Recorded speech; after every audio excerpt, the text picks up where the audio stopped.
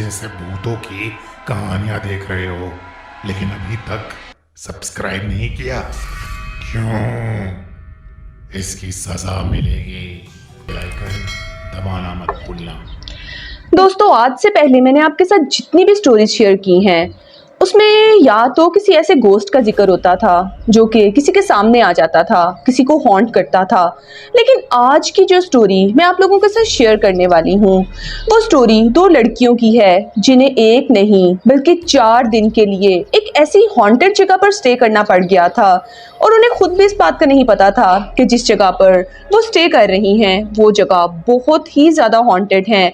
Even उस जगह पर उन लोगों को अपनी जान का खतरा भी हो सकता था।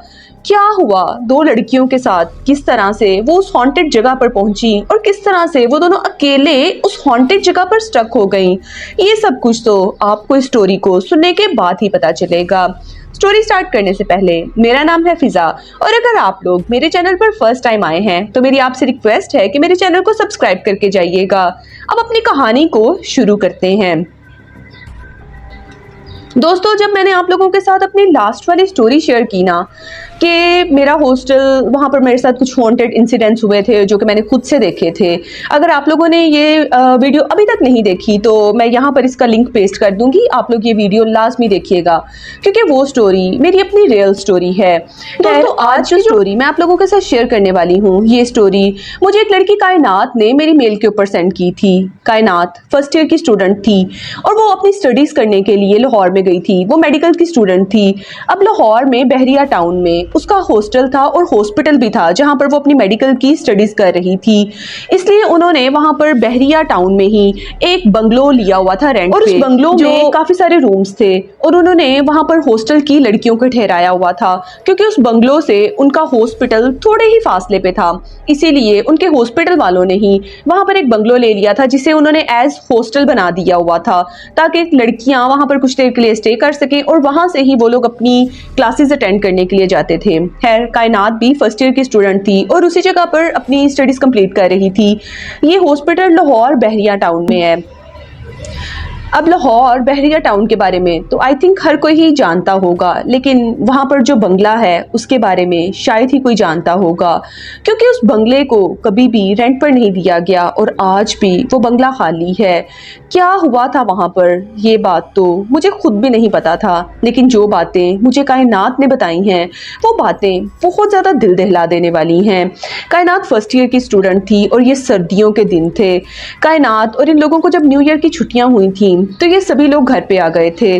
खैर, जब भी किसी इंस्टीट्यूट वगैरह में छुट्टियां होती हैं तो हमेशा सब स्टूडेंट्स को थोड़ा काम दिया जाता है, कुछ प्रोजेक्ट्स वगैरह दिए जाते हैं, कुछ असाइनमेंट्स दी जाती हैं। इसी तरह से कायनात को भी कुछ असाइनमेंट्स दी हुई थी जो कि उसने अपनी छुट्टियों में ही ना सबमिट करवानी थी। लेकिन कायनात और रिमशा, जो कि रिमशा कायनात की बेस्ट फ्रेंड थी, वो दोनों किसी वजह से अपने असाइनमेंट को कंप्लीट नहीं कर सकी। तो उनके प्रिंसिपल ने उन दोनों को पनिश किया था कि तुम दोनों को अपनी छुट्टियां खत्म होने से पहले ही हॉस्टल वापस आना पड़ेगा। हॉस्टल यानी कि उसी बंगलो में वापस आना पड़ेगा जिसे वो एज हॉस्टल यूज कर रही थी।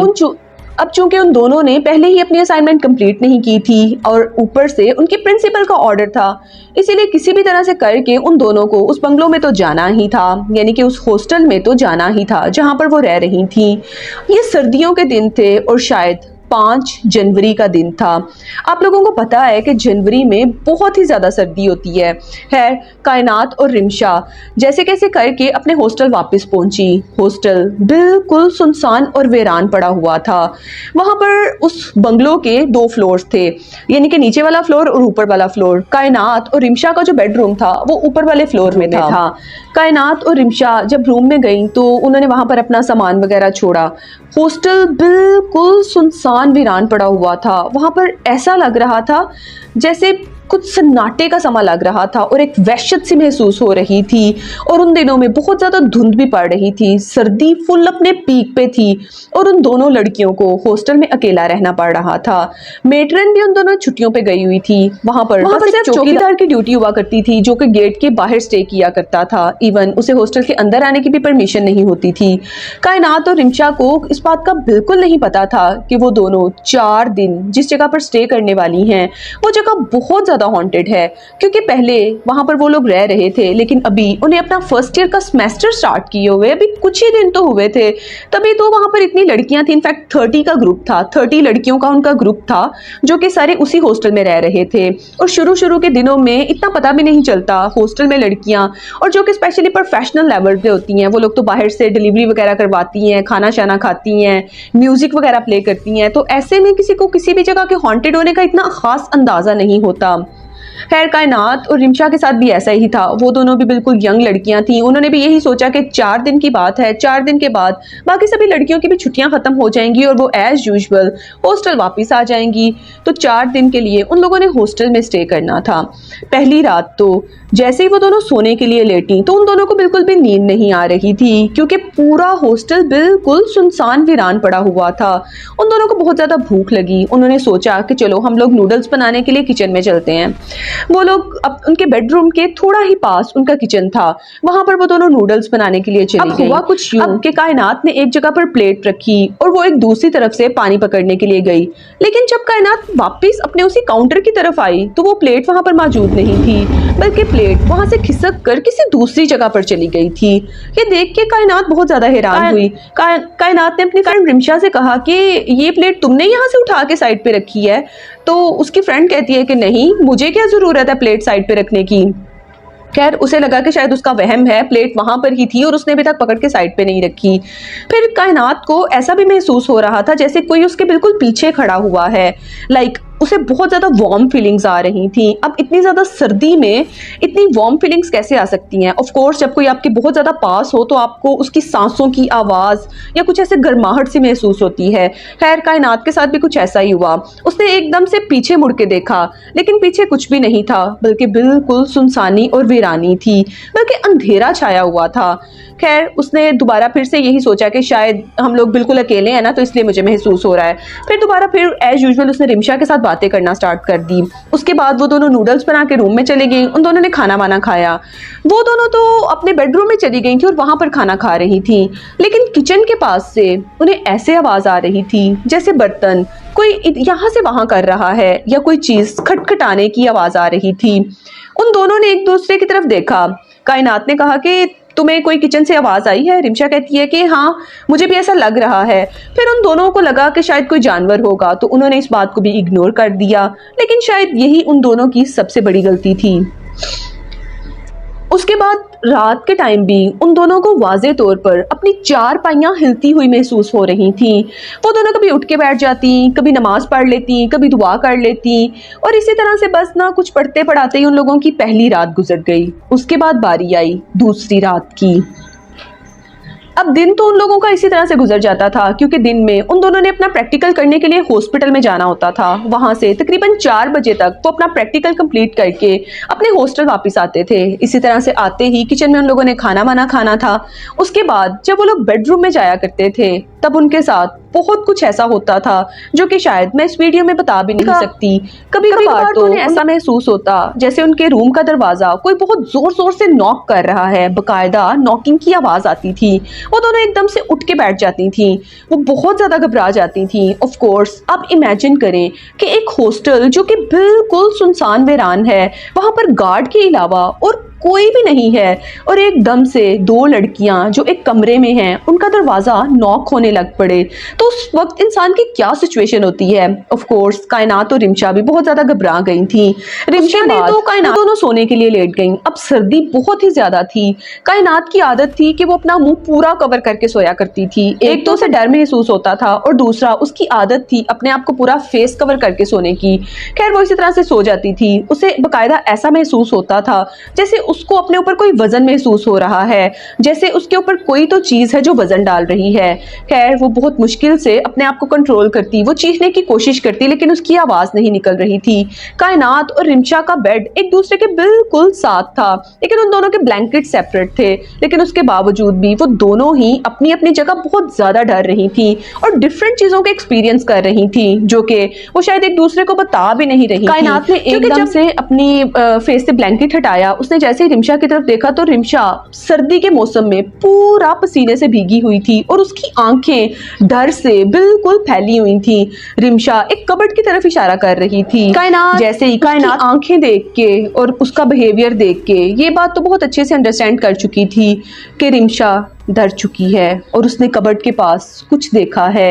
लेकिन वो रिमशा से पूछ रही थी कि क्या हुआ है, मुझे कुछ तो बताओ। लेकिन रिमशा की आवाज़ नहीं निकल रही थी, उससे कुछ भी बोला नहीं जा रहा था। खैर कायनात भी उठ के बैठी और उसने रिमशा को भी उठ के बैठने के लिए बोला। उसने उसे पानी का गिलास दिया, उसे थोड़ा नॉर्मल किया। उसके बाद उन दोनों ने दुआ की और वो दोनों ही सो गई। खैर नींद वहां पर किसको आनी थी, क्योंकि वो दोनों ही बहुत ज्यादा घबरा चुकी थी। लेकिन अब वो क्या करती, वो दोनों ही उस जगह पर थी। अब ना तो वो दोनों वहां से घर वापस आ सकती थी, क्योंकि कायनात और रिमशा गुजरांवाला से बिलोंग करती थी और वो यहाँ से वहां पर हॉस्टल रहने के लिए गई हुई थी। ना वो दोनों अपनी प्रिंसिपल को कंप्लेन कर सकती थी, क्योंकि वो दोनों तो पहले ही पनिश में थी। खैर उसके बाद वो दोनों सो गई। जब उसके बाद वो हॉस्पिटल में अपने प्रैक्टिकल करने के लिए गई तो कायनात ने रिमशा से पूछा कि क्या हुआ था, रात को तुम बहुत ज्यादा घबरा गई थी। तो रिमशा ने उसे बताया कि एक्चुअली मेरी अचानक से चारपाई जोर जोर से हिलने लग पड़ी थी और मेरी आंख खुल गई। मैंने जैसे ही कबर्ड की तरफ देखा तो कबर्ड के सामने एक बच्चा खड़ा हुआ था जिसकी आंखें बिल्कुल वाइट थी और वो बहुत ज्यादा हॉरर लग रहा था, बहुत हॉन्टेड सा बच्चा लग रहा था। मैंने तुम्हें हिलाने की बहुत ज्यादा कोशिश की, लेकिन शायद मेरा हाथ ही तुम तक नहीं पहुंच पा रहा था। पता नहीं मेरी आवाज तुम तक कैसे पहुंची, मुझे इस बात का नहीं पता। उसके बाद जब तुमने कबर्ड की तरफ देखा था तो वो बच्चा उस वक्त वहां से गायब हो चुका था। लेकिन मैं सच कह रही हूँ, मैंने वहां पर एक बच्चा खड़ा हुआ देखा था। कायनात ने उसे बताया कि यार हमारे हॉस्टल में एक छोटा बच्चा वाला कहाँ से आ सकता है, मुझे लगता है कि तुम्हारा वहम होगा।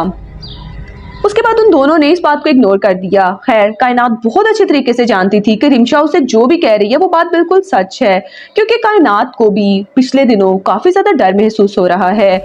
उसके बाद उनकी तीसरी रात की बारी आई। अब तीसरी रात तो उन दोनों ने पहले ही डिसाइड कर लिया था कि आज वो जल्दी हॉस्टल नहीं जाएंगी, क्योंकि हॉस्टल में जाते ही उन दोनों को बहुत ज्यादा वहशत महसूस होती थी, बहुत डर लगता था।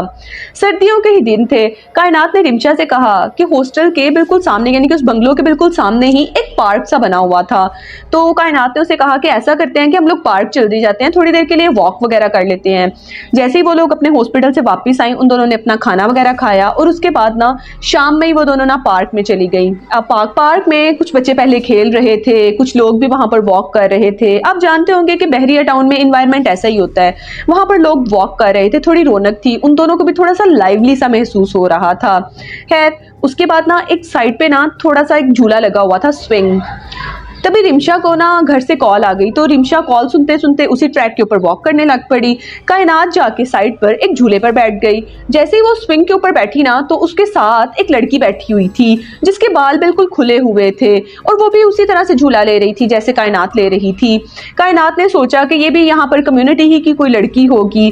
फिर कायनात ने अपनी मोबाइल की टॉर्च ऑन की, वो साइड पर से ना कुछ देखना चाह रही थी और टॉर्च की लाइट घुमाते घुमाते एकदम उसकी टॉर्च की लाइट उस लड़की की तरफ चली गई जो कि उसके बिल्कुल साथ बैठी हुई थी। अब जैसे ही कायनात ने उसका चेहरा देखा तो उसने जोर जोर से चीखना शुरू कर दिया, क्योंकि वो लड़की कोई आम इंसान नहीं थी बल्कि एक भयानक चुड़ैल थी जो कि उसके साथ बैठे हुए झूला झूल रही थी। कायनात ने वहां से भागना शुरू कर दिया और वो सीधा रिमशा के पास आई। रिमशा ने उसे पूछा कि क्या हुआ, तो कायनात ने कहा कि कुछ नहीं, बस हॉस्टल चलो। उसके बाद वो रात भी उन दोनों ने बहुत ज्यादा मुश्किल से गुजारी। उसके बाद चौथी रात जो कि उनकी आखिरी रात थी, उस रात उन दोनों ने फैसला कर लिया था कि आज की रात वो अपने कमरे में बिल्कुल बंद रहेंगी। ना तो वो लोग खाना खाने के लिए बाहर जाएंगे और ना ही वो लोग किसी से एक्स्ट्रा बात करेंगे, बल्कि उन लोगों ने अपने कमरे की लाइट ऑन रखने का फैसला किया था। उस रात ये वाकया चौकीदार के साथ पेश आया था, जिसे ऐसा महसूस हुआ कि उसे छत के ऊपर ना टेरिस पे कोई नजर आया। उसे ऐसा महसूस हुआ जैसे टेरिस पर कोई वॉक कर रहा है और उसे पता था कि इस टाइम लड़कियों का छत के ऊपर वॉक करना सख्ती से मना है। इसीलिए चौकीदार टेरेस के ऊपर गया लड़कियों को मना करने के लिए, लेकिन जैसे ही वो टेरेस के ऊपर गया टेरेस बिल्कुल खाली था, जबकि उसने नीचे से टेरेस को बिल्कुल वाज़े तौर पर देखा था कि वहां पर कोई लड़की वॉक कर रही है। चौकीदार बहुत ज्यादा हैरान हुआ। तभी उसे दोबारा फिर से वही लड़की नजर आई जो कि वॉक कर रही थी, लेकिन उसका मुंह चौकीदार की तरफ नहीं था। चौकीदार ने उसे आवाजें दी कि लेकिन वो लड़की चौकीदार की बात का जवाब ही नहीं दे रही थी। चौकीदार ने उसे 2-3 दफा आवाजें दी, फिर वो उसके पास गया उसकी शक्ल देखने के लिए, लेकिन जैसे ही वो लड़की चौकीदार की तरफ मुड़ी, चौकीदार ने वापसी की तरफ दौड़ लगा दी, क्योंकि उस लड़की का चेहरा भी बहुत ज्यादा भयानक था। फिर चौकीदार ने प्रिंसिपल से कंप्लेन की और उसे बताया कि ये बेंगलो हॉन्टेड है, यहाँ पर रहना खतरे से खाली नहीं है, क्योंकि इस बंगलो के बारे में मैंने बहुत ज्यादा बातें सुनी है कि यहाँ पर एक फैमिली की डेथ हुई थी, कभी भी कोई इस घर को रेंट पर नहीं लेता, और उसने ये भी कहा था कि आज के बाद वो यहाँ पर ड्यूटी करने के लिए नहीं आएगा। चौकीदार तो वहां से भाग गया। खैर, वो लड़कियां भी कुछ ही दिन के लिए उस हॉस्टल में रहीं। उसके बाद उन लोगों ने भी उस बेंगलो को खाली कर दिया और वो लोग भी एक नई जगह पर चले गए। आज वो लोग बहरिया टाउन में ही एक न्यू बेंगलो में रह रहे हैं, जो कि उनका हॉस्टल है। खैर, वो तो बहुत अच्छा है, वहां पर उन लोगों के साथ ऐसा कुछ भी नहीं हुआ और ये सारी बातें मुझे कायनात ने ही बताई थी। दोस्तों, देखने में तो कुछ जगह बिल्कुल खाली सुनसान वीरान लगती हैं, लेकिन वहाँ पर एक दुनिया आबाद होती है। वहाँ पर कुछ ऐसे लोग रह रहे होते हैं जो कि इस दुनिया के नहीं होते। आई होप आप लोगों को मेरी आज की स्टोरी अच्छी लगी होगी। प्लीज़ मेरी वीडियो को लाइक कीजिएगा, चैनल को सब्सक्राइब कीजिएगा और मुझे कमेंट सेक्शन में बताइएगा कि आप लोगों को मेरी स्टोरीज़ कैसी लग रही हैं। मिलते हैं किसी न्यू हॉरर, स्पूकी और इंटरेस्टिंग सी वीडियो के साथ। तब तक के लिए मेरा इंतज़ार कीजिएगा।